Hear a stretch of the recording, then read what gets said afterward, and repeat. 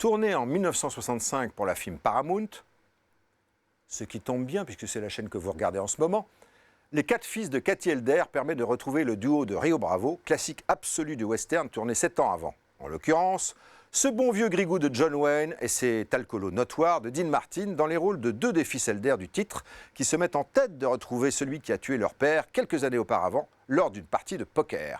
Un western, tout ce qu'il y a de plus classique et qui, tout comme Le Grand Sam du même Henry Hathaway tourné 4 ans plus tôt, flirte avec la comédie entre 2 gunfights, une histoire de vengeance sur fond d'expropriation de terrain magnifiquement filmée dans les décors naturels du Mexique, du Colorado et de l'Arizona et bardée de splendides séquences comme celle qui ouvre le film avec l'enterrement de la mère, des 4 fils Elder, et plus tard une impressionnante fusillade sur un pont surplombant une rivière.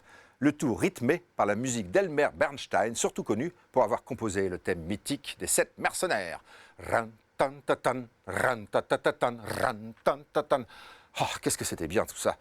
Le tournage fut pourtant largement retardé suite à une opération de la dernière chance sur John Wayne, alors atteint d'un cancer des poumons. Opération réussie qui permit au Duke, comme on le surnommait, de tourner par la suite 17 autres films avant que la terrible maladie ne revienne faire des siennes pour l'achever en juin 1979. À l'époque de la sortie des 4 fils de Cathy Elder, Wayne fit d'ailleurs savoir à la presse que ce cancer avait été, je le cite, le plus grand combat de sa carrière.